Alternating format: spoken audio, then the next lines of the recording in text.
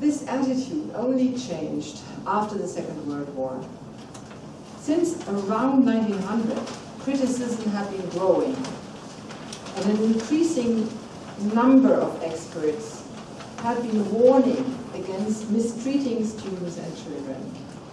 This also included parental behavior, which in many ways mirrored school practices. Yet, it took many more decades and generational changes in order for such criticism to be heard. In West Germany, elementary school teachers considered it their given right to physically punish unruly children, and physically and publicly, that's important, publicly punish unruly children until the 1970s. So Bettina, born in 1991, doesn't know about this history. Fortunately. In British state schools, and I just say this because it's really not a German monopoly, in British state schools, corporal punishment was formally abolished. Now, I think I will see some surprise on your faces. Formally abolished only in 1986, in private schools in 1998. In 2016, then, the BBC published a letter written to the students of an elementary school in Northern Ireland by their teachers. It accompanied their test scores, and it reminded students that they should not be too disappointed if their grades were not as high as they had hoped. Surely everyone had done their best and worked hard. In any event, test scores, so that's written in that letter, which you can read for yourselves, in any event, test scores did not say anything about who you were as a person or about your attitude, which was all that counted. This letter quickly went viral and garnered the school much praise. It demonstrated well the cultural changes that had brought a radical transformation of the student-teacher relationship. While teachers in former times, and I speak about the 1960s here from personal experience, while teachers in those times used to embarrass weaker students in front of the entire class, shaming now in 2016 in this, but not only in this elementary school in Northern Ireland, seemed inappropriate.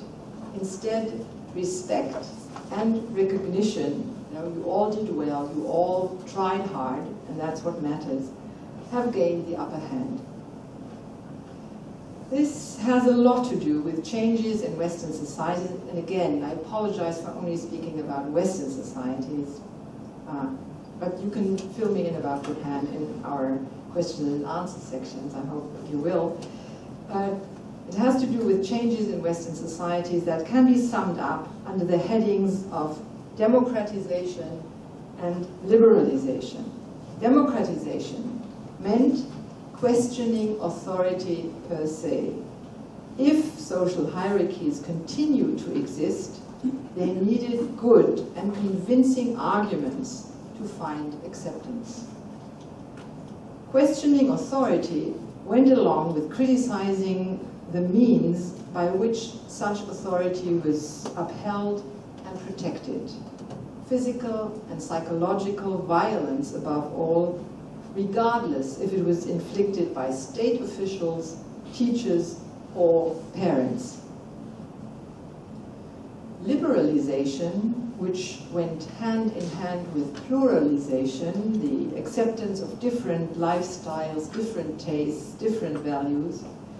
Liberalization meant paying attention to the rights and desires of the individual instead of imposing a one-size-fits-all set of social regulation and normative claims.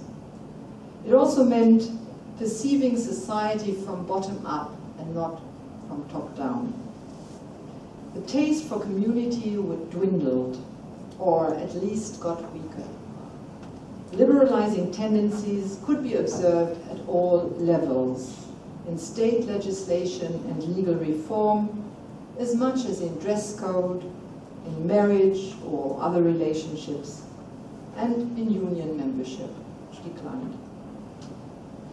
With regard to our topic, liberalization greatly increased the demand for respect towards individuals, and it changed what respect actually meant. Up until the 1960s, respect, which was also used then, but sometimes also tact, decency, had been advocated as a means to make society function, keeping a distance from one another, allowing others to develop according to their own terms, accepting them as equals without being overly intimate and intruding. The ultimate aim was to ensure that people behaved in a civilized way, civilized and peaceful way towards one another. The new version of respect that gained momentum in the final decades of the 20th century meant something completely different. It meant that people's wish for acceptance and esteem had to be fully addressed and bowed to. Respect was regarded as a means of attending to people's need for recognition rather than guaranteeing civilized behavior. To push the argument, it became a tool for measuring people's self-worth, or, to be even more straightforward, their narcissism. It can be argued that narcissism is interrelated with modern liberalization and individualization. It was supported by the trend to reduce family size. One child per family clearly raises the chance that all attention is being given to the one and only, from infancy to middle age. Modern body culture, as well as social media, also feed a growing interest in individual performance and self-fashioning.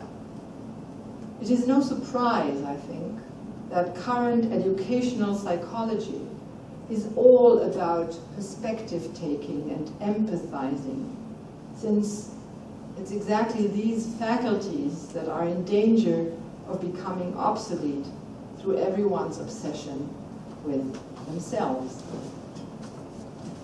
This obsession renders individuals extremely vulnerable to processes of social shaming.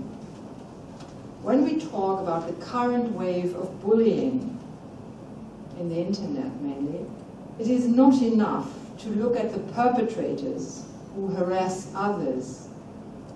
Bullying can only thrive when people are prone to being victimized. Societies that breed narcissism predispose people toward feeling assaulted. Taking oneself too seriously, being constantly absorbed and obsessed by one's own personality, makes one easy target for those who take an interest in degrading others and, in reverse, empowering themselves. The project to promote self-esteem, launched by the Californian government in 1987, pays testimony to both trends. On the one hand, it highlights the general perception that such self-esteem is low and under threat.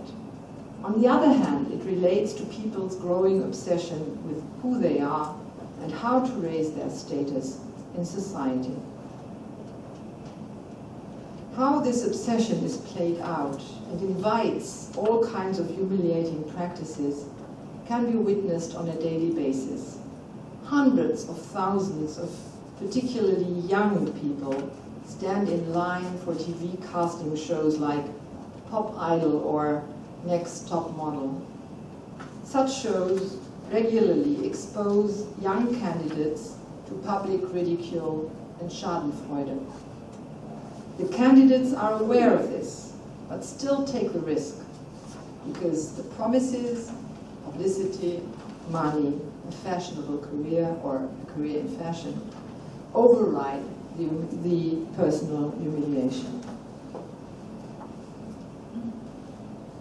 By way of conclusion, there was a moment in the 1970s when Western societies seemed to be moving towards shamelessness. At least this is what more conservative-minded citizens observed and warned against. Shame and shaming were indeed denounced as repressive by the feminist movement. It's Kate Millett, some of you might remember her. She just passed away actually, and in 1967 in MS wrote this famous article, "The Shame is Over." But not only the feminist movement denounced shame, also the gay movement did. Gay pride is the counter-attack, so to speak, against shame because you don't conform to the sexual norms of the majority. But also the sexual reformers and the sex industry joined in. On a broader scale, this counter-attack on shame as repressive can also be detected in the policies of those in favor of breaking the rules as a means of liberating and democratizing society. Traditionally, breaking the rules has been tackled with shaming, both by the state, if those rules were the law, and by community agents for rules that had been social conventions. In modern societies, shaming and humiliation have found less and less official acclaim. This was due to the rising interest in human dignity and the right of the individual to protect his or her dignity and honor. This interest was voiced by a growing number of citizens and finally enacted by the state. It gained momentum during the 1970s, although it failed to render humiliating practices completely obsolete.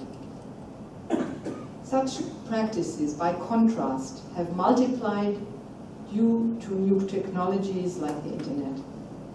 Blaming and shaming those whose values or behavior do not match one's own has become something like a popular sport. Some activists even use it for political purposes and claim it to be a convenient weapon of the powerless to bring down the powerful, bankers, tax evaders, etc. In more mundane contexts, it is combined with a culture of narcissism that adds to its destructive potential. This said, it becomes clear that we are far from living in what Avishai Magalit has called decent societies.